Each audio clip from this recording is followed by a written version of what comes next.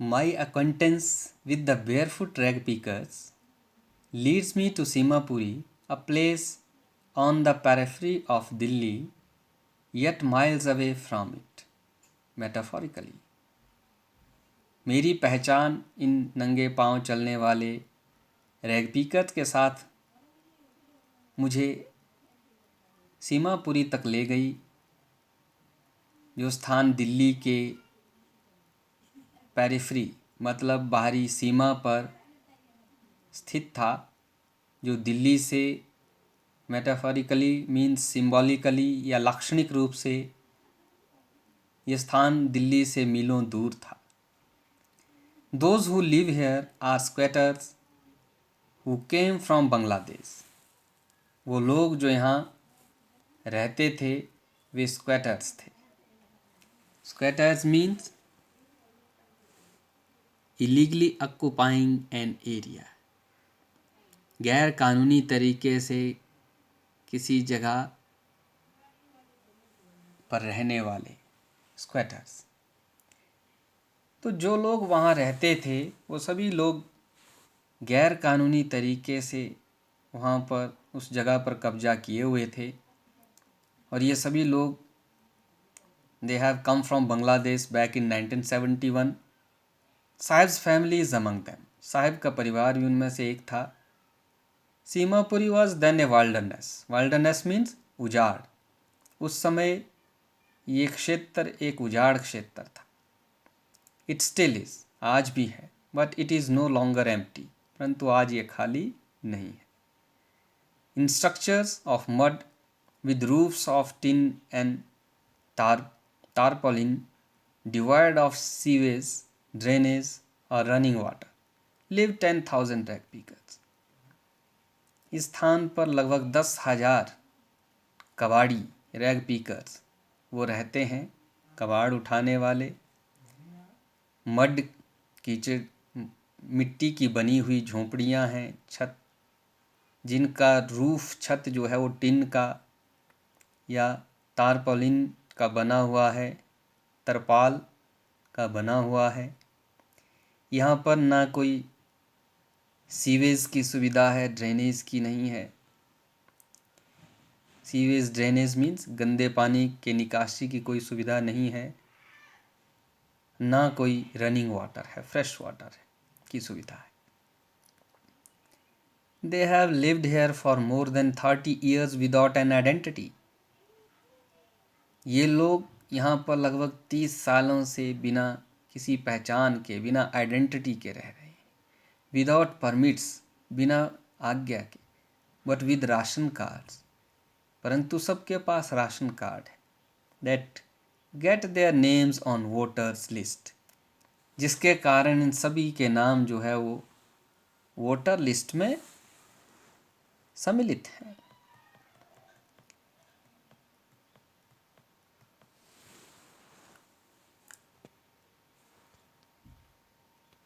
and enable them to get grain, और इस ration card के कारण इन्हें जो है वो अनाज मिल जाता है। Food is more important for survival than an identity, पहचान की अपेक्षा भोजन जीवित रहने के लिए, सर्वाइवल के लिए ज़्यादा ज़रूरी होता है। If at the end of the day we can feed our families and go to bed without an aching stomach, we would rather live here than in the fields that gave us no grain. और ये लोग कहते हैं यदि दिन के अंत में ये अपने परिवार को भोजन खिलाने के योग्य हो जाते हैं, खिला पाते हैं और सो पाते हैं बिना भूखे पेट के, ऐकिंग स्टमक के, पेट भर करके, बिना पेट में बिना किसी पीड़ा के अगर ये सो पाते हैं, तो बिना पहचान के रहना जो है वो उस जगह पर रहने से ज़्यादा बेहतर है जहाँ की ज़मीन जो है उन्हें अनाज भी नहीं दे सकती। says a group of women in tattered sards. ये एक औरतों का समूह कहता है जो इन टैटर्स साड़ीज, टैटर्स मीन्स फटी पुरानी, जो फटी पुरानी साड़ियाँ पहने हुए हैं. When I asked them why they left their beautiful land of green fields and rivers, जब मैंने उनसे पूछा उन्होंने अपनी सुंदर भूमि को जो हरे भरे खेतों वाली और नदियों वाली है उसे क्यों छोड़ दिया. Wherever they find food, they pitch their tents that becomes transit homes. उन्होंने कहा भाई जहाँ कहीं भी उन्हें भोजन मिले वे अपना तंबू वहीं गाड़ देते हैं और वही उनका ट्रांजिट होम बन जाता है. ट्रांजिट मीन्स अस्थिर, जो स्थायी ना हो, तो वही उनका अस्थायी घर बन जाता है. Children grow up in them, बच्चे उन्हीं में बड़े होते हैं. बिकमिंग पार्टनर्स इन सर्वाइवल, और उनके जीविकोपार्जन में, सर्वाइवल में वे हिस्सेदार बन जाते हैं. And survival in Seemapuri means rag picking, और सीमापुरी में जीविकोपार्जन का एक माध्यम है रैग पिकिंग, कबाड़ इकट्ठा करना. Through the years it has acquired the proportions of a fine art. बरसों के बाद या बरसों इस काम को करने के बाद अब ये उनके लिए एक फाइन आर्ट की शेप ले चुका है. प्रोपोर्शन मीन्स शेप, आकार.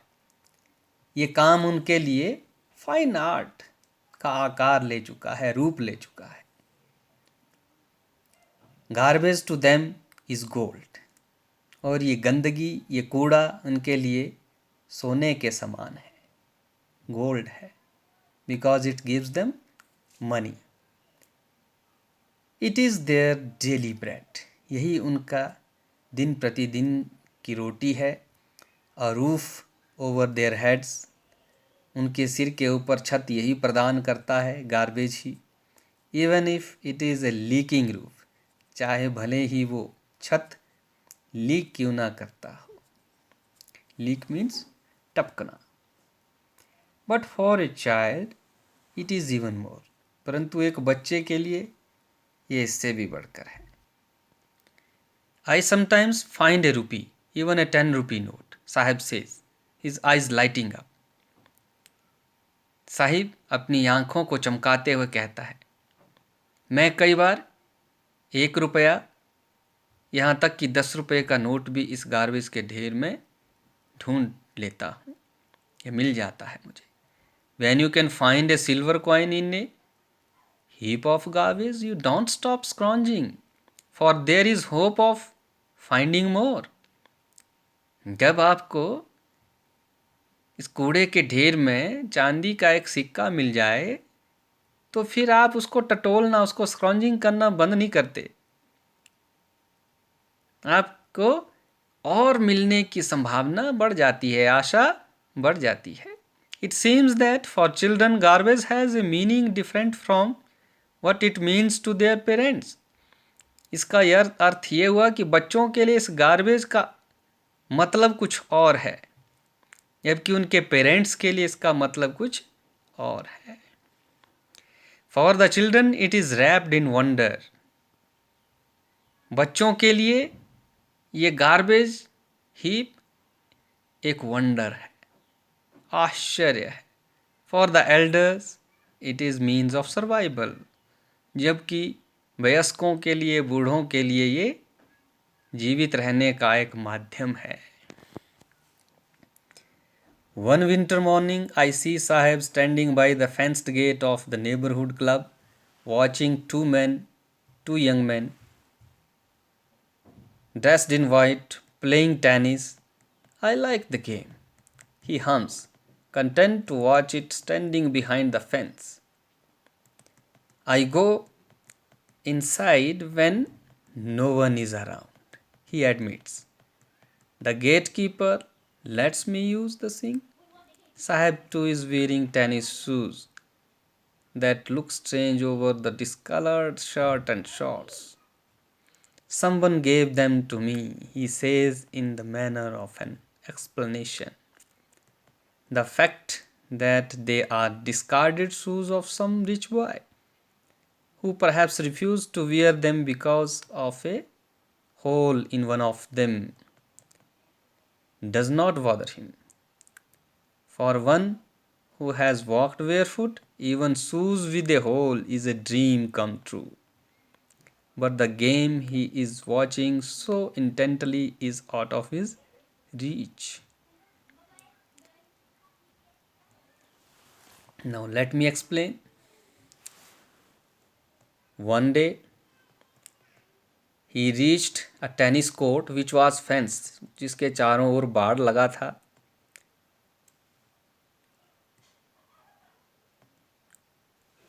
और वहाँ पर दो यंग मैन जो थे वो वाइट यूनिफॉर्म पहने हुए देवर प्लेइंग टेनिस खेल रहे थे.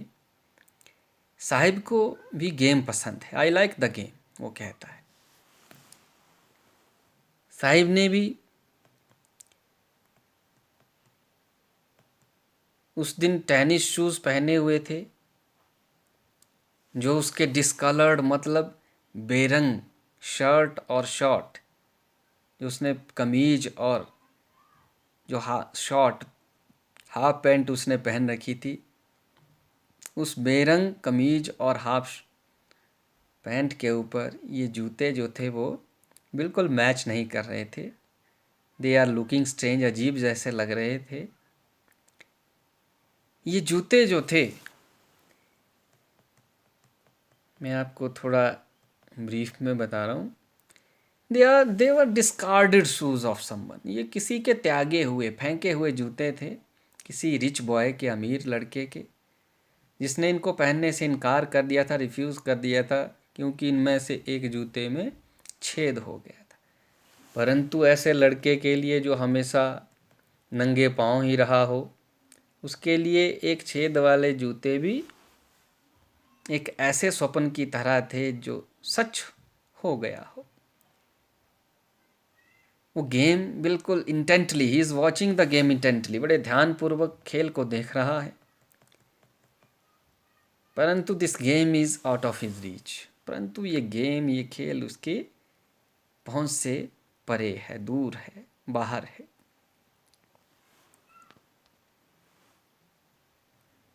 Now author meets Sahib once more, and this is another morning, and this morning Sahib is on his way to the milk booth. और इस सुबह साहिब जो है वो दूध के दुकान की तरफ जा रहा है. In his hand is a steel canister. उसके हाथ में स्टील का एक कनस्तर है. I now work in a tea stall down the road. When author asks him where he is going and what he is doing these days, तो वो उत्तर देता है कि आजकल मैं एक चाय की दुकान में काम करता हूँ. I now work in a tea stall down the road. सड़क के उस पार. He says, वो कहता है, pointing in the distance, दूर इशारा करते हुए. I am paid 800 rupees and all my meals. बोलता मुझे 800 रुपये मिलते हैं और सारे वक्त का, 3 वक्त का भोजन, meals. Does he like the job? I ask. मैंने पूछा क्या उसे ये नौकरी पसंद है. His face, I see, has lost the carefree look. उसके चेहरे को मैंने देखा कि उसका वो केयरफ्री लुक. केयरफ्री मीन्स आनंद, प्रसन्नतापूर्ण, लापरवाह, बेपरवाह, किसी चीज़ की परवाह न करना. ऐसा जो लुक, ऐसा जो भाव उसके चेहरे पर रहा करता था पहले, आनंद का एक भाव वो खो चुका था. The steel canister seems heavier than the plastic bags. Steel का कनस्तर उसके हाथों में उस प्लास्टिक के थैले से ज़्यादा भारी लग रहा था जो वो उठा के रखता था, जो इतना लाइट होता था, हल्का होता था, ओवर हिज शोल्डर, उसके कंधों के ऊपर। The bag was his. Why? That plastic was, bag was light and this canister is heavy. क्यों ऐसा है? क्योंकि द बैग वॉज हिज। जो बैग उसके कंधे पर होता था, जो थैला उसके कंधे पर होता था, वो उसका अपना होता था। वो अपना मालिक उस समय स्वयं था, अपनी मर्जी का मालिक था। The canister belongs to the man who owns the tea shop. ये कनस्तर उस आदमी का था जो उस चाय की दुकान का मालिक था। Sahib is no longer his own master. साहिब जो था वह स्वयं का मालिक नहीं रहा था, वो गुलाम बन चुका था। And that is it with the first part of the story.